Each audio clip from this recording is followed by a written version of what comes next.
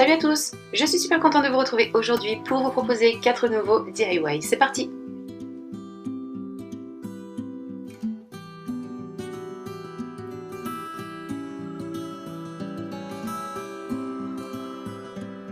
Pour réaliser ces petites corbeilles, j'ai utilisé du papier crépon, le mien vient de chez Action. J'ai également utilisé du papier cellophane, un bol, une paire de ciseaux, un petit pinceau et de la colle liquide. Donc la mienne vient également de chez Action. Vous pouvez également utiliser la colle Cléopâtre ou toute autre colle liquide.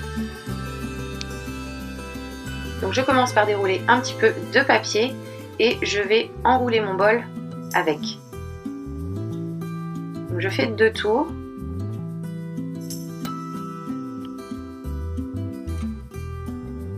Ensuite, je découpe et je viens correctement tendre mon papier autour du bol. Je rabats l'excédent à l'intérieur.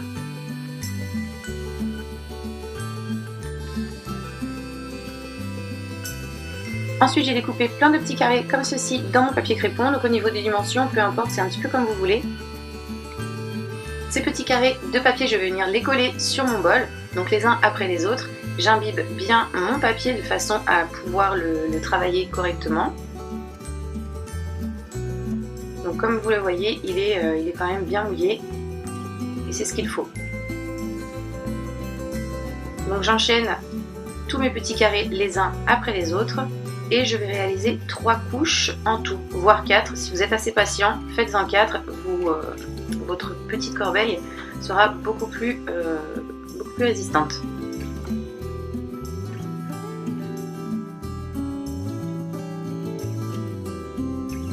Donc voici ce que j'obtiens une fois mes 4 couches posées. Je vais maintenant laisser sécher le tout pendant une nuit. Vous pouvez accélérer un petit peu le séchage si vous le souhaitez avec le sèche-cheveux, mais en moyenne il nous faut entre 10 et 12 heures pour obtenir quelque chose de bien solide. Donc voici le mien une fois le séchage terminé. Je vais ensuite venir faire un petit croquis avant de faire ma découpe. Donc je vous laisse un petit peu avec les images pour voir ce que je réalise. Ça va être beaucoup plus facile qu'à expliquer.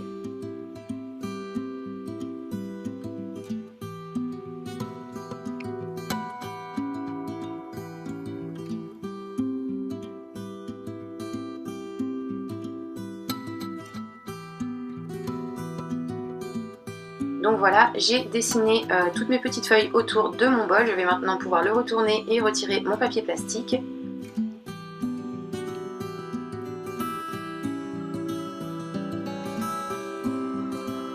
Très délicatement, je le retire, mon papier plastique, du coup maintenant de mon papier crépon.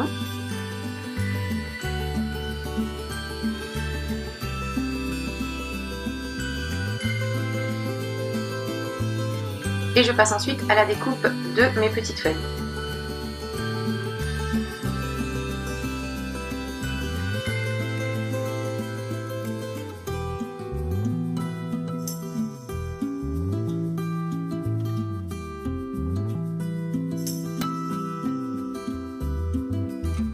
Voici ce que j'obtiens une fois ma découpe complètement terminée. Je trouve ça vraiment joli.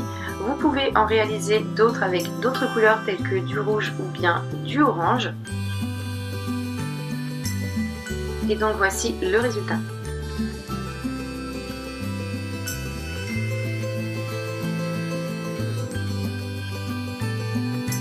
Qui dit automne dit bougie, c'est pour cela que je vous propose d'en réaliser une de forme ronde. Donc pour cela j'ai utilisé une boule en plastique que l'on peut ouvrir en deux, que je trouve dans les magasins de loisirs et créatifs ainsi que dans les magasins de déco. J'ai également utilisé une mèche pour bougie, du colorant que je trouve chez Cultura ainsi que de la cire en poudre que je trouve également chez Cultura.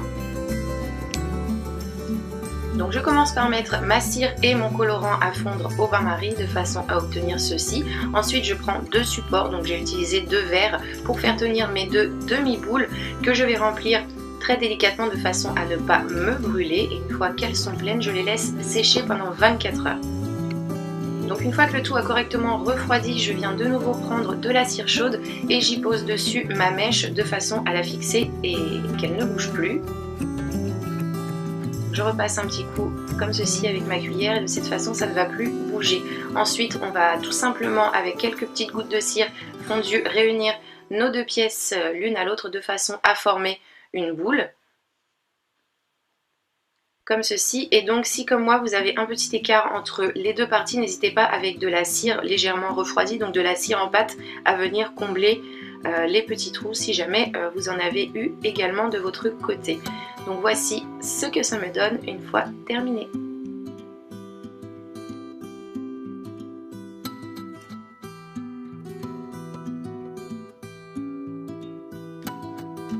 Pour réaliser cette petite coupelle, j'ai utilisé de la pâte à modeler séchante à l'air libre que je trouve chez Action. J'ai également utilisé un petit bol, donc je n'ai pas utilisé celui-ci finalement, j'ai utilisé une coupelle un petit peu plus petite. J'ai utilisé également du papier de cuisson et un cutter.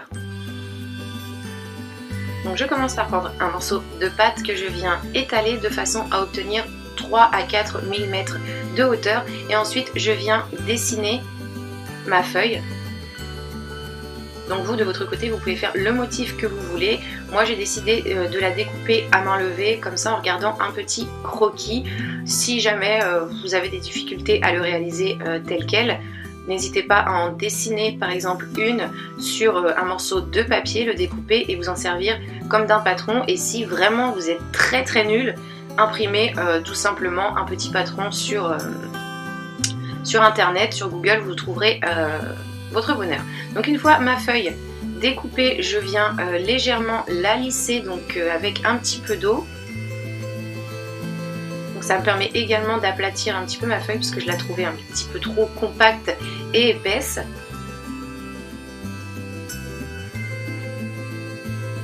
Après ça, avec ma règle, ou vous pouvez prendre une petite lame, peu importe, je viens marquer les petits détails sur ma feuille.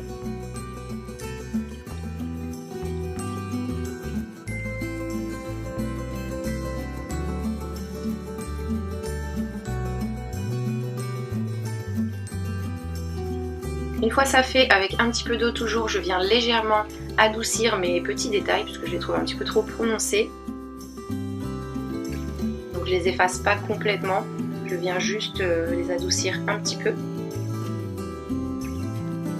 Voici ce que j'obtiens. Et donc une fois que c'est fait, il ne me reste plus qu'à placer le tout dans ma coupelle de façon à ce qu'elle puisse prendre une forme, et donc je laisse sécher pendant 24 heures.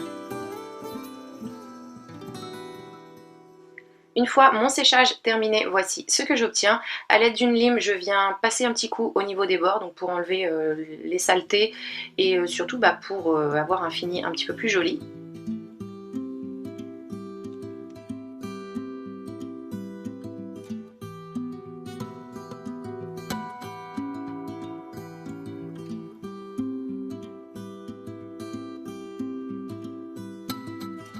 Cette petite pièce, vous pouvez la bomber ou la peindre en fonction de vos envies. Moi, j'ai décidé de la laisser telle qu'elle et donc voici le résultat.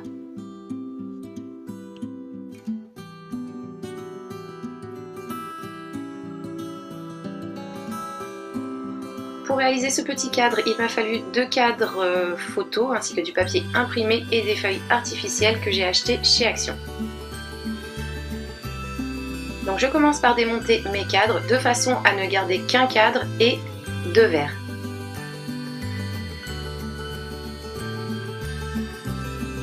Sur un de mes 2 verres, je mets mon petit morceau de papier imprimé ainsi que mes feuilles. Donc de votre côté, bien sûr, vous placez à l'intérieur de votre cadre ce que vous avez envie de mettre.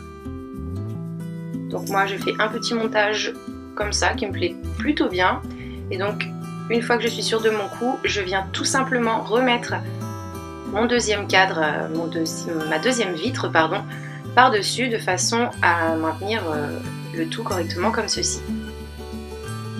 Il ne me reste plus maintenant qu'à remonter tout ça.